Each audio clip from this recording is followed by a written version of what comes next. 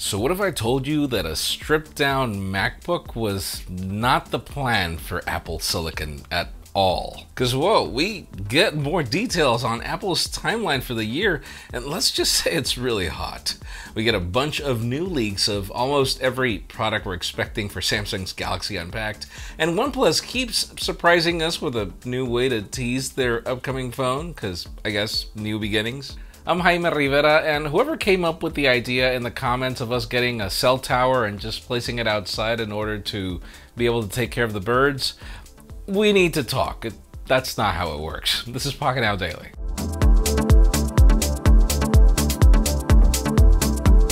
The official news today begin with deals, and actually with some of the latest phones of the year. Actually one that I'm using right now, Galaxy S20 Plus.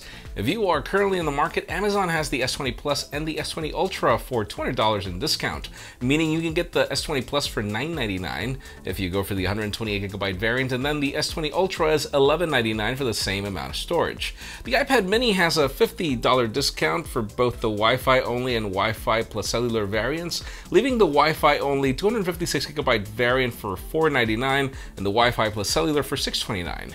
B&H also has the 2018 Mac Mini for $300 off, leaving that at $2399, but bear in mind, this is the Intel Core i7, 32 gigs of RAM, and 2 terabytes of storage. Though again, very soon, the fact that it runs a Core i7 is going to be kind of irrelevant. Anyways, more links and more deals in the description.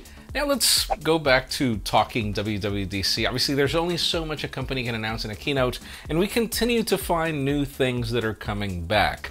One of them that I'm really excited about is the return for the boot chime that we've heard in Macs, I believe, since 1998 with the iMac G3. Correct me if I'm wrong in the comments. The point being is that's coming back in addition to other features. Like for example, Apple is reviving the Game Center that very few people use on both iOS and the Mac with the new update. iOS 14 is also able to detect hand and body motion to provide new features like fitness performance tracking or use of emoji overlays on different scenarios. A new privacy feature lets you give limited access to applications that ask for permission to access your photos and other files. I know I specifically only want to give Facebook any sort of access to my photos whenever I want to post something, but not really permanently. We'll see what continues emerging. Now, we have been covering the possibility of a new type of Chromecast to be announced at some point. We were expecting it whenever the Pixel 4a was going to launch. That didn't happen. Codename Sabrina, the whole idea is that we're getting Android TV on a dongle that would pretty much make any TV a true smart TV. Well, now Google just dropped a new Android 11 developer preview exclusive for this dongle. In it, we have some files that make reference to Sabrina along with a new video with instructions on how to reboot it. It looks exactly like the leaked video we got from XDA where the G logo is in the center instead of the bottom like we see with the Chromecast Ultra. And rumors hint to this device being launched with Android 11 and along with the Pixel 5. Whenever that happens, because right now we don't know exactly what Google is doing. Like all the leaks and rumors that we had of the 4a were just no longer happening, I guess, or we'll see. Now, I really gotta hand it to OnePlus for them being epic about the way they launch new beginnings, I guess we would say. If you remember, the company was probably the first to launch phones with an invitation system because they weren't able to meet demand back in the day. And well, right now we continue to see new parts of what the company is doing. First, we saw that Instagram account with the weird collage of names and leaked rumored names that we've been providing for it. Now we get to see something else. It seems that we have a teaser for a 4-part documentary series detailing how they've made the phone. Or, well, here's the thing. At least we think, because the teaser seems to be about how OnePlus came to be in the early days. The first part will apparently premiere on June 30th, and it consists of different interviews and the whole creative process. But again, it's not entirely clear if it's about the OnePlus One or how this new phone might be coming, but it is a story of a 6-month process. The name of the phone isn't completely clear yet, but if you search Nord on Amazon, it lands to a OnePlus teaser. Obviously, we hope to get more information about this phone as soon as the documentary goes live. We'll see. This is interesting. And how about if we move the spotlight over to Samsung? That's another event that we're expecting sometime in August, where we get a new Unpacked event with details on, obviously, all the products that we've been talking about, and today we get more details on each. Let's begin with the Z Flip 5G, which just went through certification, so we got updated specifications.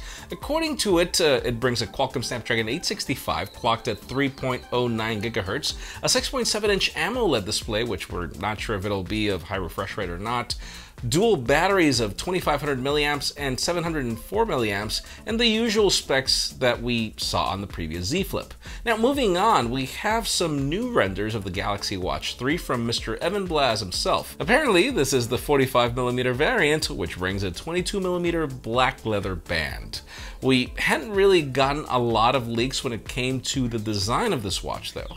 Finally, we have some alleged Note 20 Plus case leaks that show off the new camera array and pretty much confirm the dimensions we're expecting, and a very reliable tipster on Twitter just confirmed that it will bring an 108 megapixel main camera. Another report also claims that the Note 20 Plus or Ultra will reach 50x hybrid zoom with a 13 megapixel periscopic lens and will ditch the time of flight for laser autofocus, in addition to bring a 12 megapixel ultra wide. Though, here's the thing, Samsung. No need to write down the 50x hybrid zoom on, on the camera hub. We don't need that. Especially if the company is not able to actually deliver on that like we got with the Ultra.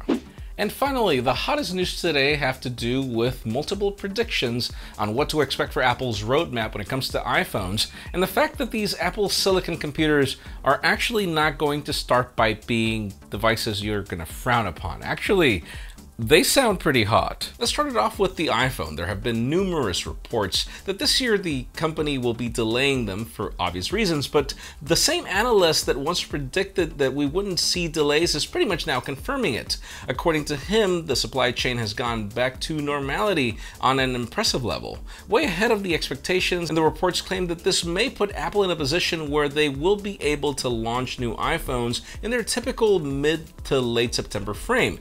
Now, Ming-Chi Kuo did report a couple of months ago that we still might be getting some sort of a delay on those millimeter wave variants, so we might still have to see iPhones be announced in September, but then launch until a little later.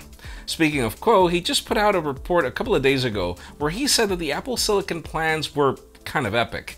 It seems that Apple is planning to launch the redesigned iMac in Q4 of this year. He says that this will be one of the first two ARM-based Macs that Cupertino is planning, in addition to also releasing a 13-inch MacBook Pro with it.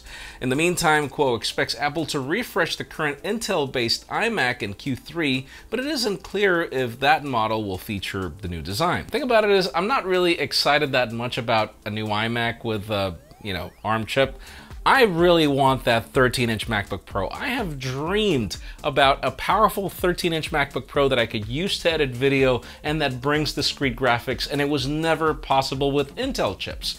Let us know in the comments down below, if you had to pick a Mac, which one would you want to bring Apple's new Silicon, and what would you want it to do? Because again, for me, it's all about having a portable machine like the Huawei MateBook X Pro with really good discrete graphics.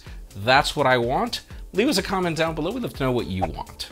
Friends, again, if you want to get the news earlier, follow us on Pocketnow.com and subscribe to our channel for more videos like this one. Also, follow us on social media so our extended coverage happens on Instagram, and, well, follow me on my personal handles to see me try to keep the birds away. Please give this video a thumbs up if you like what you saw. I'm Jaime Rivera. Thanks so much for watching. We'll see you tomorrow.